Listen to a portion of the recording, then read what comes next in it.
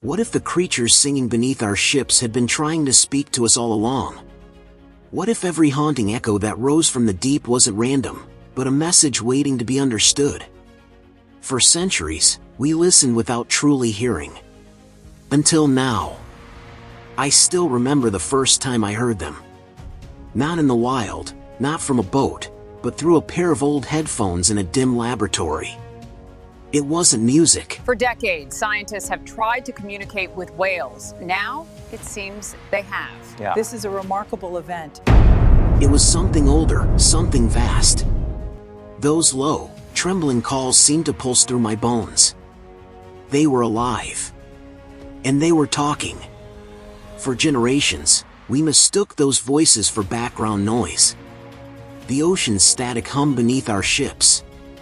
Whales had sung under our hulls for hundreds of years. But we were never meant to understand them.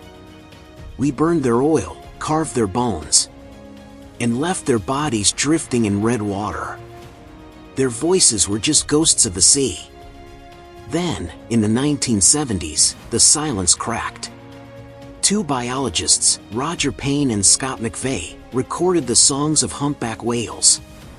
They expected chaos. Instead, they heard symphonies. Hours-long compositions, evolving, repeating, transforming. Not instinct. Not noise. Something deliberate. Structured. Beautiful. Those recordings changed everything. The world heard intelligence in the waves. And for the first time, humanity began to listen. Whaling ships fell silent. Conservation was born. But beneath that triumph lingered a deeper question. If whales could sing, could they also speak? Decades later, that question found a name: Project SETI. The Cetacean Translation Initiative. An audacious attempt to decode the language of another species. Using artificial intelligence. The man behind it, Dr. David Gruber, believed the answers were already all around us. Hiding in plain sound. He often said, if we can spend decades scanning the sky for alien voices, why not listen to the alien minds already living here on Earth? They chose the island of Dominica as their laboratory. Sheer cliffs drop into dark Caribbean water. A perfect amphitheater for the planet's most complex singers, sperm whales.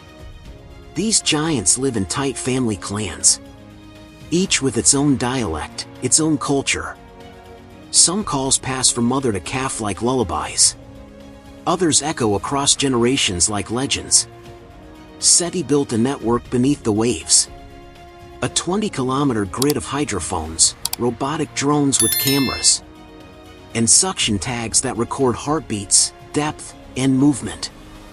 It was the first underwater observatory ever dedicated to another species. We weren't just watching anymore. We were entering their world. Every hour brought terabytes of data, clicks, codas, rhythms. Too much for any human ear to interpret. To us it was chaos. To them, conversation. The missing key wasn't biology. It was computation. That's when artificial intelligence entered the story. We fed the machines every fragment of whale song ever captured. Thousands of hours of sound. Transformed into spectrograms, visual maps of voice. The same architecture that powers modern language models, transformers, was turned toward the ocean. And slowly, patterns began to surface. At first it was rhythm, tiny variations between clicks. Regular spacing one moment, sudden urgency the next. Then tempo, phrases stretching or compressing like breath. Rubato, minute shifts in timing. The emotional inflections of another mind. And ornamentation, extra notes at the end of sequences. Little flourishes that appeared in social encounters. Especially between mothers and calves. Piece by piece, the code began to reveal itself. Not random. Not instinct. A structured system, closer to a phonetic alphabet than to simple calls. When we compared families across the Caribbean, we found dialects. Each clan spoke with its own accent, its own rhythm. Juveniles needed years, sometimes a decade, to learn the language of their elders. And when adult males migrated to new groups, some changed the way they spoke to fit in. It was culture, evolving in real time. For the first time, we weren't just mapping sounds. We were glimpsing thought. A communication network stretching across hundreds of kilometers. Alive, self-teaching, adaptive. It wasn't fantasy anymore. It was language. I still remember the moment the AI displayed its first translation pattern. The lab went silent, only the hum of the servers remained. We watched the visualization scroll across the screen. Colors pulsing like a heartbeat. Every pattern, every cluster, every pause meant something. It was as if the ocean itself had started to speak through the code. In that instant, the boundary between human and non-human intelligence blurred. For centuries, we believed we were alone in our mastery of language. But as I stared at those glowing graphs, I realized we might have been surrounded by voices all along. Voices patient enough to wait for us to finally learn how to listen. Halfway through the project, I caught myself wondering, if these whales truly possess language, what are they saying right now, beneath the surface? While we sit here, decoding their whispers, maybe they're not just talking to each other. Maybe they've been calling out to us. And if you've made it this far, you already know that Unfiltered Nation is more than just stories. It's about uncovering what the world hides beneath its surface. So, if you want to keep diving deeper into the unseen and the unspoken, make sure to subscribe. Because what comes next will change the way you see intelligence forever. It began with a single question. If we can understand their language, can we answer them? For years, we had listened. We mapped the syntax, cataloged the codas, and uncovered their grammar. But imitation was not enough. To speak back, we needed to create new sequences. Original messages built from what the AI had learned. When the first synthetic coda was ready, no one spoke. We knew what this meant. It wasn't just playback anymore. It was dialogue. We sailed to the same Caribbean waters where the whales had sung to us for decades. The ocean was calm that morning. The kind of silence that feels alive, like the sea is holding its breath. We lowered the speakers beneath the waves and transmitted our first message. A greeting built from their rhythm, their tempo, their ornamentation. Then, we waited.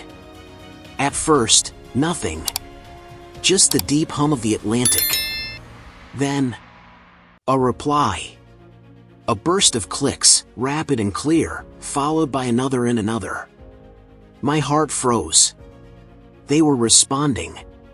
Over the next hour, we played a series of reunion calls and friendly codas. In 68% of the tests, the whales answered. When we transmitted a mother's call, calves swam toward the boat. When we sent a greeting, the entire group paused and answered back. For the first time in history, humanity spoke in the language of another species. And they replied. That day, the silence between species was broken. But the breakthrough came with an unexpected question. What are they actually saying? The AI models began to reveal patterns we hadn't seen before. Near shipping routes, where propellers roared through the deep, whales used faster, denser sequences. Bursts of sound unlike anything we had heard in calm waters. These codas almost never appeared during feeding or social play. Instead, they clustered near human noise. Warnings, perhaps. Or protest. In some regions, clans separated by hundreds of kilometers began repeating identical patterns. They had never met. Yet they spoke the same new sequence. A message was spreading across the ocean. It wasn't just communication anymore. It was diplomacy. And it made us wonder. Maybe the whales weren't only speaking to each other. Maybe they'd been trying to speak to us all along. Their language carried heritage, passed down through generations like ours. It wasn't just information. It was identity. But not every species used their voice to preserve peace. Some used it to fight back. Around the same time, reports began to surface off the coasts of Spain and Portugal. Boats were being attacked by orcas. Coordinated strikes that left rudders shattered and sailors terrified. At first, scientists thought it was coincidence. Then the numbers grew. Hundreds of incidents. Entire vessels sunk. It all traced back to 2 family pods. And one female known as Gladys Blanca. They say she suffered a traumatic encounter with a boat. And somehow, she passed that memory to others. Young orcas began mimicking her. Groups learned to coordinate.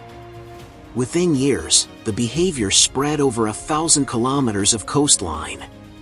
And before each attack, recordings captured a chilling detail. Synchronized calls and high-pitched whistles. Communication. Strategy. Rebellion. When I first heard those recordings, I didn't feel fear. I felt recognition. If sperm whales showed us the depth of intelligence, the orcas were showing us the spark of defiance. They were adapting, evolving, learning faster than we ever imagined. And in their resistance, I saw something uncomfortably familiar. Our own reflection. The realization was undeniable. We were no longer observing nature. We were part of the conversation. It forced us to ask the question we had avoided from the beginning. Now that we can understand them, what responsibility do we have? Our ships cut through their highways. Our noise fills their world. If whales are telling us to move, should we listen?